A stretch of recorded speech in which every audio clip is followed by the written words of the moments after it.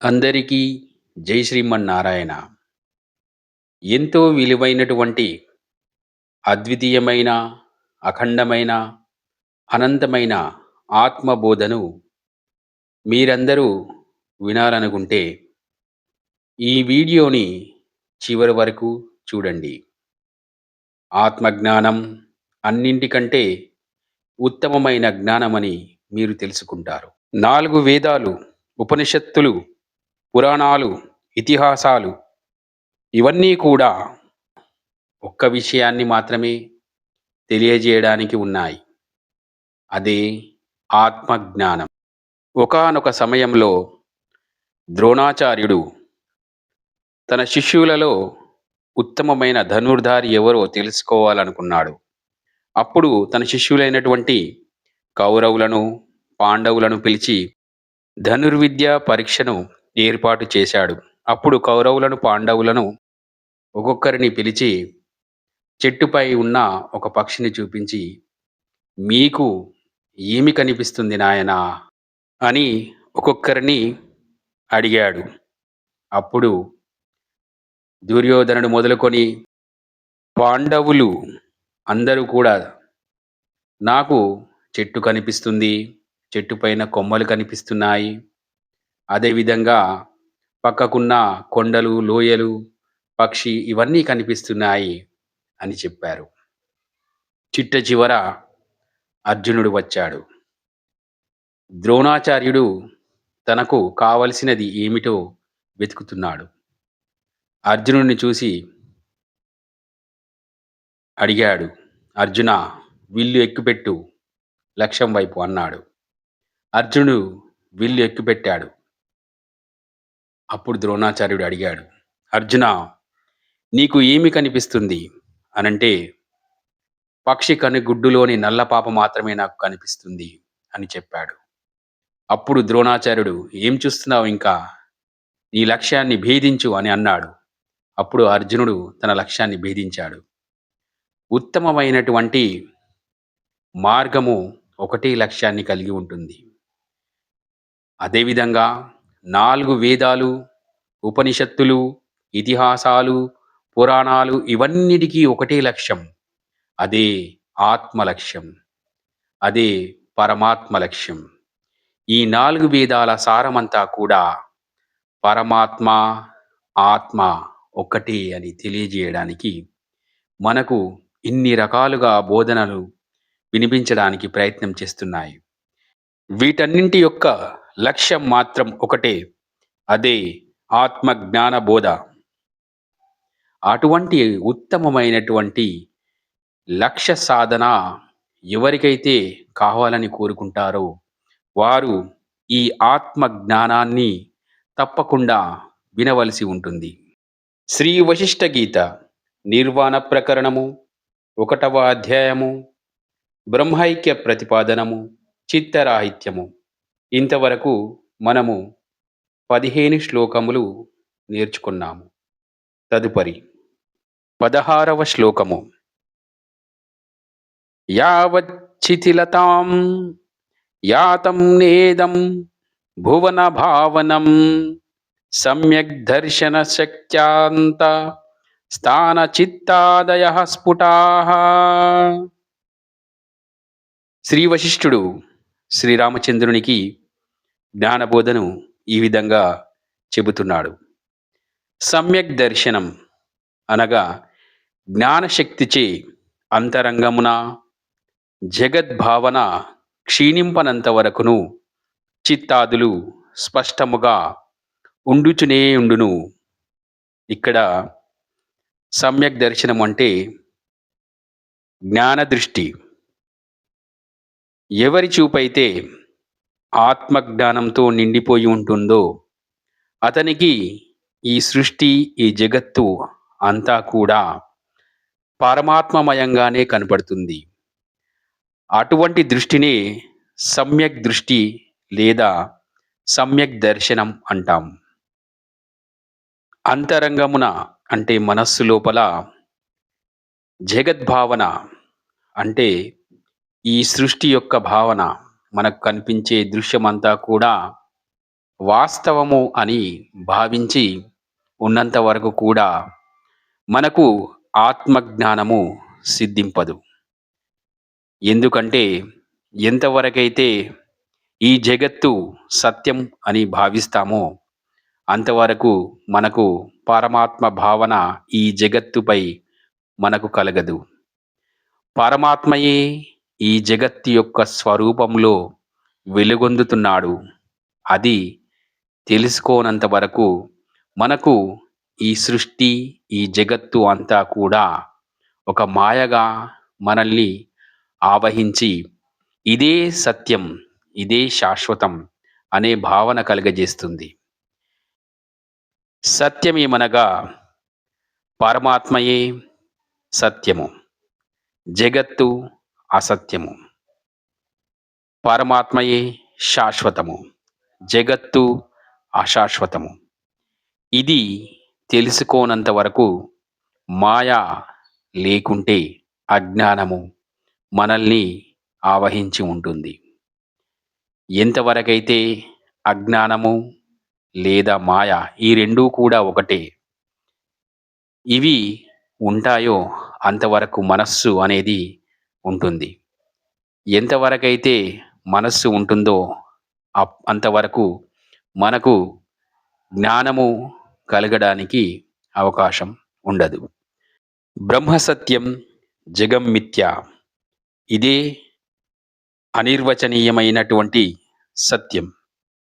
బ్రహ్మసత్యం అంటే పరమాత్మ ఒక్కడే ఉన్నాడు. జగం మిథ్య, ఈ జగత్తు అంతా కూడా భ్రాంతి. భ్రాంతి అంటే కలలో ఏ విధంగానైతే మనం జీవించి ఉన్నామో ఈ జగత్తులో కూడా పరమాత్మ సంకల్పంలో మనం జీవించి ఉన్నాము. ఇది మిథ్య. ఏ విధంగానైతే మన కలలో మనము జీవించి ఉండడం ఏ విధంగా మిథ్యనో పరమాత్ముని యొక్క సంకల్పంలో మనము జీవించి ఉండడం కూడా అంతే మిథ్య. కాబట్టి ఉన్నది పరమాత్మ, పరమాత్మ యొక్క సంకల్పమే అని శ్రీ వశిష్ఠుడు శ్రీరామచంద్రునికి తెలియజేయడం జరిగినది. ఇక 17వ శ్లోకము.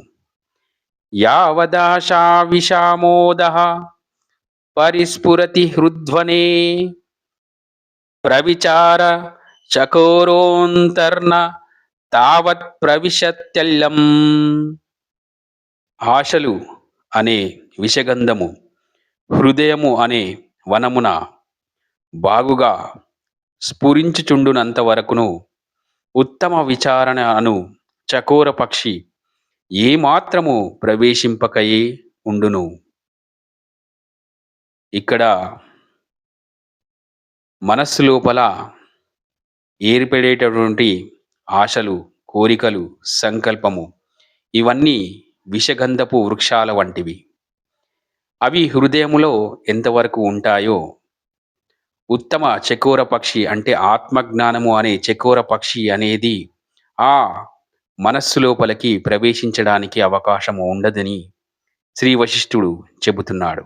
అంటే ఎంతవరకైతే మన మనస్సులో ఆశలు, కోరికలు ఈ విధంగా ఉంటాయో అంతవరకు మన మనస్సులో ఆత్మజ్ఞానము అనే చకోర పక్షి ప్రవేశించకుండా ఉంటుంది, దానిని నిరోధిస్తుంది. కాబట్టి ఆశలే ఈ ఆత్మజ్ఞానానికి అడ్డంకి. ఇక 18వ శ్లోకము. భోగేశ్వనాస్తమనసః శీతలామల నిర్మృతే చిన్నాశాపాశజాలస్య క్షీయతే చిత్త విభ్రమః. భోగముల నాశింపని వానికి, ఆశాపాశములను చిన్నమునర్చిన వానికి ప్రశాంత నిర్మల చిత్తునకు ఈ జగద్భ్రమ క్షయించును. ఇక ఎటువంటి ఉత్తమ గుణాలను కలిగి ఉండాలంటే భోగములు అంటే సకల సౌభాగ్యాలను కలిగించే భోగాలను వాటన్నింటినీ కూడా ఆశింపకూడదు. ఏదైతే మనకు లభించిందో దానితోనే సంతృప్తిని పొందాలి. అదేవిధంగా ఆశాపాశములు ఇవన్నిటినీ కూడా మనస్సు నుండి తొలగించి వేసుకోవాలి. ఎప్పుడైతే భోగములను కోరుకోకుండా, అదేవిధంగా మనస్సు లోపల కోరికలు లేకుండా ఉంటామో, అప్పుడు మనస్సులో ప్రశాంతమైనటువంటి వాతావరణం ఏర్పడుతుంది. అప్పుడు ప్రశాంతమైన ఆ మనస్సునకు ఆత్మజ్ఞానము అనే చకోర పక్షి ప్రవేశించడానికి అవకాశము ఉంటుంది. అప్పుడు ఆత్మజ్ఞానానికి సంబంధించిన జ్ఞానాన్ని తాను వెతకడం ప్రారంభిస్తాడు. ఇక 19వ శ్లోకము. తృష్ణామోహ పరిత్యాగాన్నిత్య శీతల సంవిదః పుంసః ప్రశాంత చిత్తస్య ప్రబుద్ధా త్యక్త చిత్తభూః. తృష్ణ మోహముల పరిత్యాగముచే నిత్యము శీతలమైన అంతఃకరణము గలవాడును ప్రశాంత చిత్తుడునగు మనుజుని యొక్క భోగముల ఎడల అనాసక్తిచే త్యజింపబడిన ఈ చిత్త భూమి జ్ఞానమును ఫలమును ఫలింపజేయునది అగుచున్నది. ఏ విధంగానైతే మనము వ్యవసాయం చేయడానికి అనుకూలముగా భూమిని ఏర్పరచుకుంటామో, మనము ఆ భూమిని దుక్కి అదేవిధంగా నీరు ప్రవేశింపజేసి ఆ భూమిని నాట్లకు అనుకూలంగా మనము చేసుకుంటామో, అప్పుడు అందులో భూమి వాతావరణం అంతా కూడా మెత్తబడిన తర్వాత అప్పుడు విత్తనాలను నాటితే అద్భుతమైన మొలకలు వస్తాయి. అదేవిధంగా మనస్సు అనే వ్యవసాయ భూమి లోపల మనము కోరికలు అనేటటువంటి రాళ్లను, అవరోధాలను తొలగించి వేసి దుక్కుదిన్ని, ఇక ఆత్మజ్ఞానానికి సంబంధించిన బోధలను అనే నీరుని మనం మనస్సు లోపల ప్రవేశింపజేసినప్పుడు, ఆత్మజ్ఞానము అనే విత్తనాలను నాటినప్పుడు అద్భుతమైన పరమాత్మ యొక్క అంశ స్వరూపము మనకు మనస్సు లోపల, ఆ భూమి అనే మనస్సు లోపల మొలకెత్తడం ప్రారంభమవుతుంది. అదే ఇక్కడ వశిష్ఠుడు శ్రీరామచంద్రునికి చెబుతున్నాడు. తృష్ణ మోహములు, తృష్ణ అంటే కోరికలు, మోహము అంటే వ్యామోహము, లేకుంటే ఇతరులపై కోరిక కలిగి ఉండడము. వాటన్నింటినీ పరిత్యాగం అంటే వదిలివేసినప్పుడు నిత్యము శీతలమైన అంతఃకరణము కలవాడు, అంటే మనస్సుని చెలింపజేయనివాడు, మనస్సుని ప్రశాంతంగా ఉంచుకునేవాడు, ప్రశాంత చిత్తుడు అగు మనుజుని యొక్క భోగముల ఏడల అనాసక్తి అయినటువంటి మనస్సు త్యజింపబడిన ఈ చిత్త భూమి జ్ఞానమును ఫలమును ఫలింపజేయునది అగుచున్నది. ఏ విధంగానైతే ఆ వ్యవసాయ భూమి లోపల మనము విత్తనాలు నాటినప్పుడు అద్భుతమైన మొక్కలు వచ్చి వాటి ద్వారా అద్భుతమైన ఫలాలు మనం పొందుతామో, అదేవిధంగా మన చిత్తము అనే మనస్సు ఒక వ్యవసాయ భూమి వంటిది. అందులో దుక్కి నీరు ప్రవేశింపజేసి అనుకూలమైన వాతావరణము ఏర్పరిచి ఆత్మజ్ఞాన బోధను వింటే అద్భుతమైన ఆత్మజ్ఞానము అనే ఫలాన్ని మనము పొందుతాము. అందరికీ జై శ్రీమన్నారాయణ, జై శ్రీకృష్ణ, హరి ఓం తత్సత్. ఈ వీడియో మీకు నచ్చినట్లయితే మీరు తప్పకుండా లైక్ చేయండి, సబ్స్క్రైబ్ చేయండి. తద్వారా ఈ ఆత్మ జ్ఞానాన్ని 10 మందికి మనము పంచగలము.